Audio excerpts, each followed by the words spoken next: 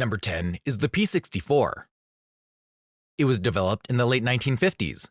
The gun was intended to replace the TT pistol in the Polish Army and Police.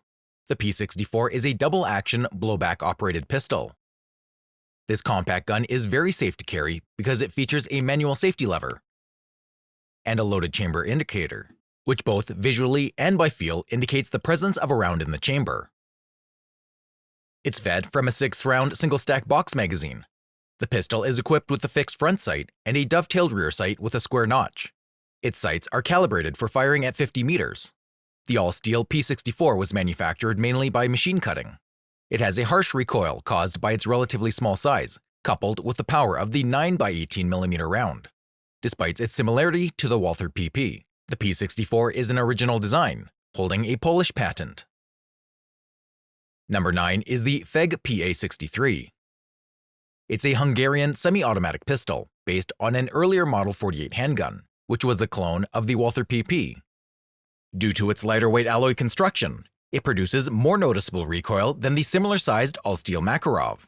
Despite both guns looking similar, having similar operating principles, and using the same ammo, the Makarov is a different design. There are no parts in common between the PA63 and the Makarov. The PA63 feeds from 7-round box magazines. While unusual for military-issue handguns is that a reflective polish was used. It was chosen due to relative cheapness as well as quicker production time. It was a standard-issue pistol to both the Hungarian military and police forces. Due to its popularity and durability, the FEG company later issued models chambered in .32 ACP and .380 ACP caliber rounds. Number 8 is the Makarov Pistol. It's a semi-automatic handgun designed after World War II to replace the TT pistol. It was put into service in 1951. The Makarov is a medium-sized handgun using straight blowback action with all-steel construction and frame-fixed barrel. Blowback design was chosen because it's more accurate than other designs. The general layout and field strut procedure of the Makarov is similar to that of the Walther PP pistol. However, the designers drastically simplified the construction of the handgun, improving reliability and reducing the part count to only 28, including the standard 8-round box magazine. All of the individual parts have been optimized for mass production and robustness, partially thanks to capturing German tooling, technology, and machinery. It was the primary sidearm of the Soviet Union and the Warsaw Pact through the entire Cold War. Number 7 is the Polish P83 Wanad. The P83 is a straight blowback, double single-action, semi-automatic pistol designed in the late 1970s. It was a successor to the smaller in size P64. The designers wanted to improve and get rid of every P64's flaws. It means too small mag capacity and too expensive production. So the P83 is made out of stamped sheet metal rather than time-consuming machining. It's fed from a single-stack 8-round box magazine, much like the Makarov pistol. Also, the trigger was improved. Nowadays, it is still in limited use by both the Polish police and the Polish military, but it has been mostly replaced by the Walther P99 in police service and partially by the indigenous Vist 94 and the Vist 100 pistol in the Polish military. It was produced from 1983 to the year 2000. Number 6 is the CZ82. The CZ82 is a compact-size, single double-action pistol with conventional blowback action. This type of action allows the barrel to remain solidly fixed to the frame, resulting in improved accuracy over pistols with pivoting barrels. The low-bore axis of the CZ82 provides for less muzzle rise and quicker follow-up shots. Additionally, there is an ambidextrous magazine release and the frame-ready mounted thumb safety. The CZ82 was the first service pistol with both of these features. The bore is chrome-plated. It gives advantages like longer barrel life, resistance to rust from the use of corrosive ammunition, and ease of cleaning. A civilian export version is called the CZ83. This gun is available in .32 ACP round with 15-round magazine capacity, and also in .380 ACP or 9mm Makarov cartridge. Both have a standard capacity of 12 rounds. Number 5 is the Baikal 442. It's an improved version of the Soviet Makarov pistol. The handgun has an all-steel construction which had to be redesigned to accept a thicker mag. It's feeding from a 12-round magazine, not like the standard Makarov 8-round mags. Also, a special 9x18mm round with higher muzzle energy was developed for this pistol. The main goal was to approach the performance by the Western 9x19mm Parabellum. The new round has a muzzle velocity of 430 meters per second, as opposed to 315 meters per second of the original round. It was a huge improvement. However, it wasn't backward compatible with original Makarov pistols. So it eventually wasn't accepted to service, and the Baikal 442 uses the standard 9x18mm Makarov ammunition. Even though the Makarov and the Baikal 442 are similar, only a few of the parts are interchangeable. Number 4 is the Fort 14 TP.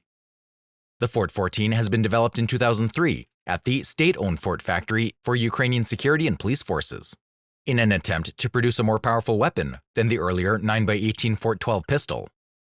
The Fort 14 has been initially designed for the more powerful 9x19 Parabellum, and thus has a locked breech design with a longer barrel.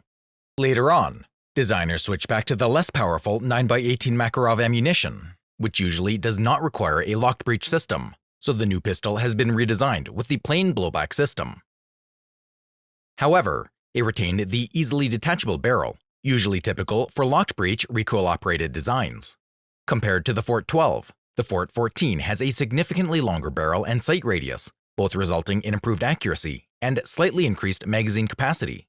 Its double-stack magazine holds 14 rounds.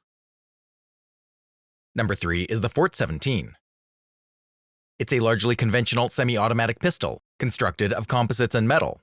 Basically, it's a modern polymer-framed modification of the earlier Fort 12 pistol, and all the mechanisms and properties are almost the same between these two pistols. However, due to the use of polymer, the Fort 17 is lighter than its predecessor. The pistol features a Picatinny rail for mounting flashlight or other accessories, and a removable grip backstrap, which can be had in various sizes, to adopt the pistol for a particular shooter. It feeds from 13-round magazines. Number 2 is the PP91 Cutter. The PP91 is a simple-designed, easy-to-manufacture selective-fire submachine gun designed by Yevgeny Dragunov. He's known for designing the SVD sniper rifle. The PP91 fires from a closed bolt for enhanced accuracy and features a traditional hammer unit. The safety acts also as a selector lever. It is located on the right-hand side and allows for semi-automatic single shots, and also for fully automatic fire at the rate of 800 rounds a minute. Standard sights are open type, with an L-shaped rear blade. It feeds from detachable double-column box magazines holding 20 or 30 rounds. The effective range of the PP91 is between 50 and 100 meters. Number 1 is the PP19 Bison. It's a blowback-operated weapon, which fires from an open bolt. The Bizon uses up to 60% of components from the AKS-74U compact assault rifle. Such commonality of parts allowed to simplify production and reduce development and production costs. Unlike the AKS-74U, it has got no gas system, so internal components have been redesigned accordingly. An unusual feature of this weapon is that it is fed from detachable high-capacity helical mags. The design of these magazines were copied from American Calico designs. The magazine holds 64 rounds and also serves as a forearm during firing. The original Bizon features simple iron sights from the AKS-74U. However, later production models come with a slightly different AK-74-style iron sights. This weapon has a side-mounting rail that can mount various scopes.